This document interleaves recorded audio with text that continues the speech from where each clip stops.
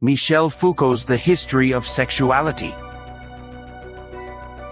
Michel Foucault's work, The History of Sexuality, is a fascinating exploration of how sexuality is not just a biological reality but also a social and cultural construct. Foucault argues that the way societies think about and regulate sexuality has changed over time, and he challenges many of the ideas people take for granted.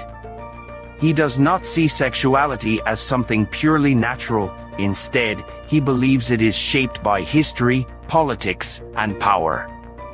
This makes his work both complex and incredibly insightful. Foucault begins by debunking what he calls the repressive hypothesis.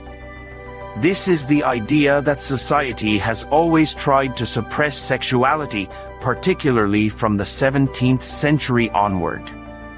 Many people believe that before modern times, people were freer and more open about sex, but Foucault questions this view. He argues that even when societies seem to be repressive, they are still very focused on sexuality. In fact, talking about repression is itself a way of talking about sex, and this has given sex a central place in modern culture. One of Foucault's key points is that power and sexuality are deeply connected. He challenges the idea that power is always something that comes from the top down, like from a king or government. Instead, he sees power as something that is spread throughout society. Power is not just about laws and rules, it is also about how people behave, think, and talk. When it comes to sexuality, power works in subtle ways. It influences what people see as normal or abnormal, acceptable or unacceptable.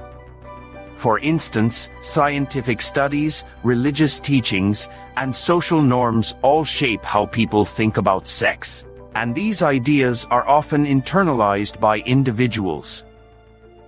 Foucault also introduces the concept of a biopower, which refers to the way modern societies regulate people's lives, bodies, and health. In earlier times, power was often about taking life or letting people die, like in wars or executions. But in modern times, power is more about managing life. Governments, schools, and medical institutions focus on things like birth rates, healthcare, and personal behavior. Sexuality is a big part of this because it connects to issues like reproduction, family structure, and morality.